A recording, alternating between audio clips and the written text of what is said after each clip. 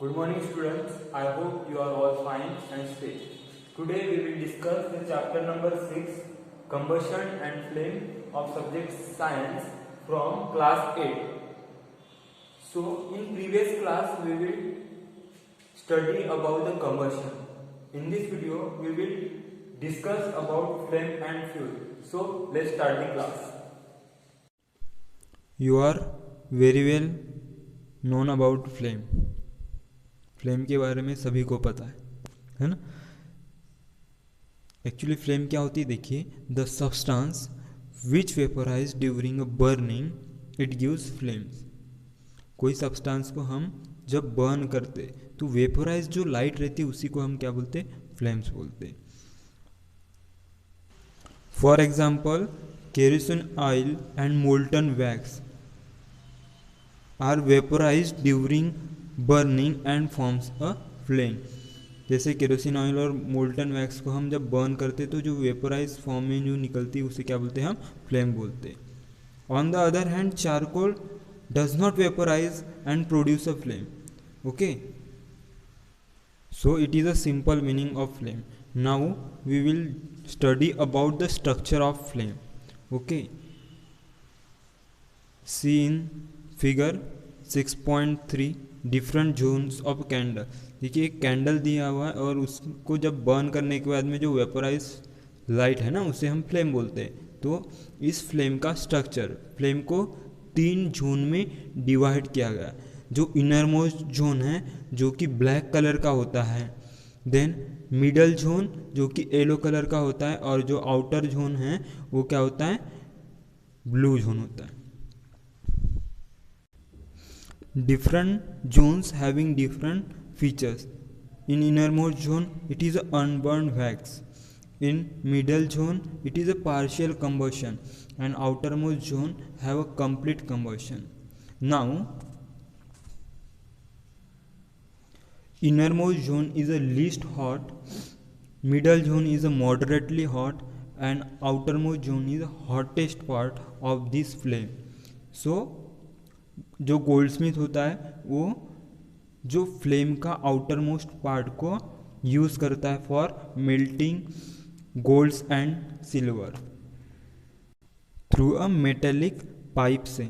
देखिए, अभी हम कभी सुनार की दुकान पर जाते हैं या ज्वेलरी की दुकान पर जाते हैं तो गोल्डस्मिथ बैठता है ना आगे, तो वो मेटालिक पाइप से सिर्फ आउटर में जोन है ना जो हॉटेस्ट पार्ट का यूज़ करता है for melting gold and silver को मेल्ट करने के लिए।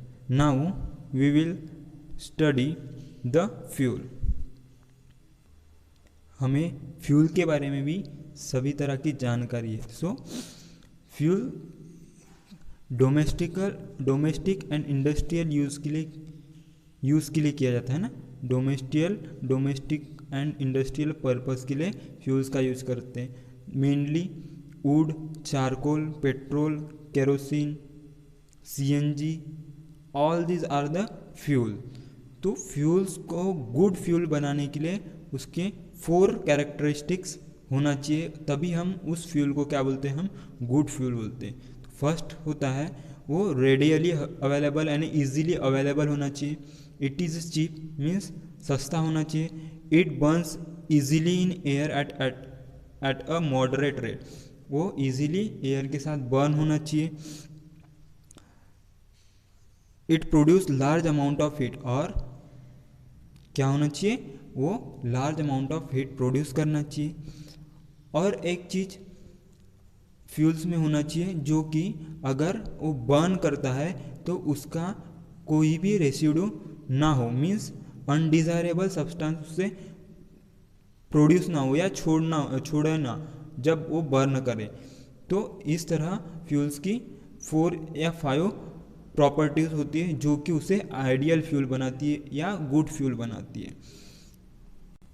नाउ फ्यूल इफिशिएंसी मीन्स कोई भी फ्यूल जो कि अपने कितने अमाउंट ऑफ एनर्जी प्रोड्यूस करता हो उसी को हम फ्यूल इफिशिएंसी बोलते हैं।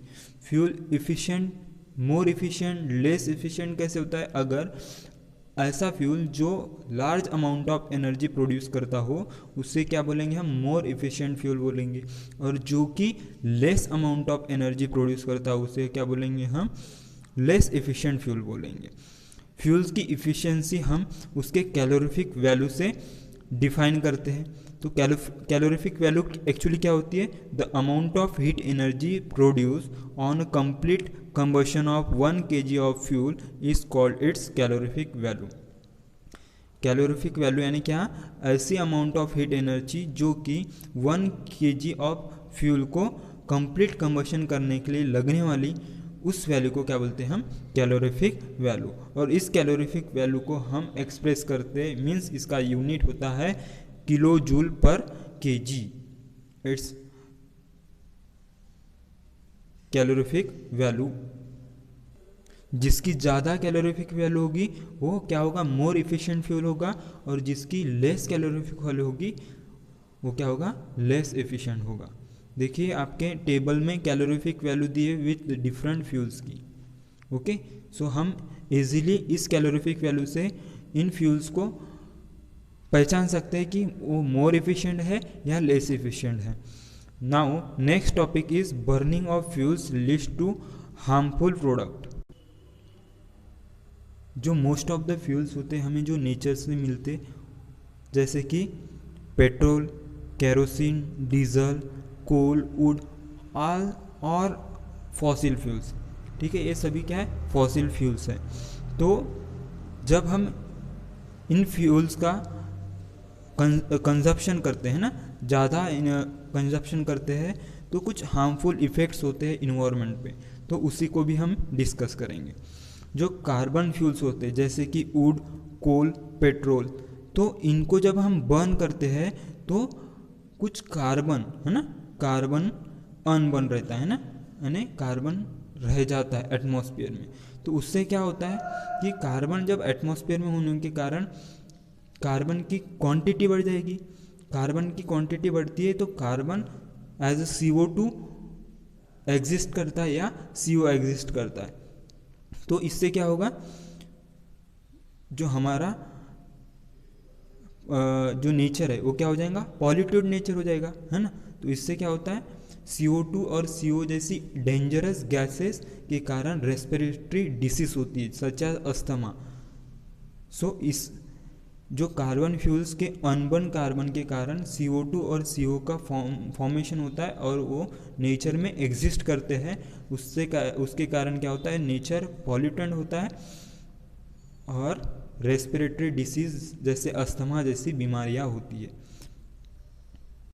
अभी हमने और पढ़ा कि जो फॉसिल फ्यूल्स होते हैं वो क्या करते हैं, most of the cases carbon unburn करते हैं। तो जब कंबशन होता है फ्यूल्स का तो more amount of carbon dioxide release होता है इन्वायरमेंट में। तो हम सभी को पता है, हमने क्लास 7th में पढ़ा है कि CO2 is a green house gases, है ना। ग्रीन हाउस गैसेस से क्या होता है, अगर ग्रीन हाउस गैसेस की परसेंटेज बढ़ गया तो क्या होता है, ग्लोबल वार्मिंग हो जाती है ना। तो मोर कार्बन डाइऑक्साइड रिलीज होने के कारण अभी हमें ग्लोबल वार्मिंग की भी प्रॉब्लम आने लग गई है। Because of concentration of carbon dioxide increase होने के कारण क्या हो रहा है, ग्रीन हाउस गैसेस क्या हो रही है, इंक्रीज हो रही है। सो ग्लोबल वार्मिंग भी इंक्रीज हो रही है। नेक्स्ट हार्मफुल इफेक्ट इज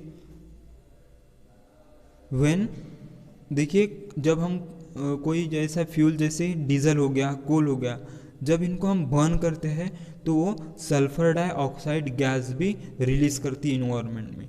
तो जो सल्फर डाइऑक्साइड जो गैस होती है बहुत ही सफोकेटिव और करोजिव गैस होती है।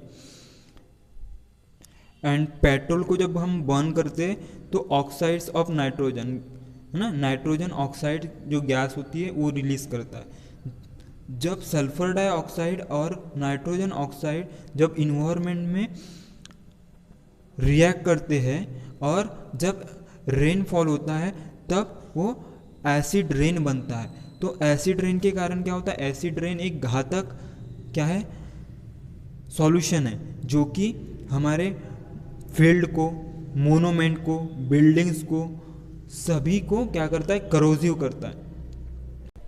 सो इन सभी फॉसिल फ्यूल्स को या इन सभी फॉसिल फ्यूल का कंजप्शन हमने कम कर देना चाहिए और हमने CNG means compressed natural gas का यूज़ एज अ फ्यूल करना चाहिए, ताकि हमारा जो नेचर हो, जो इन्वायरमेंट हो, ज़्यादा पॉल्यूटेड ना हो।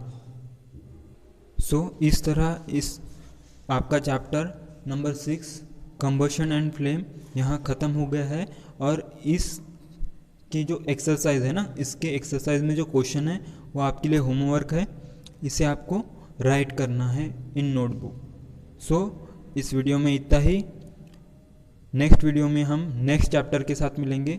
So thank you and stay safe.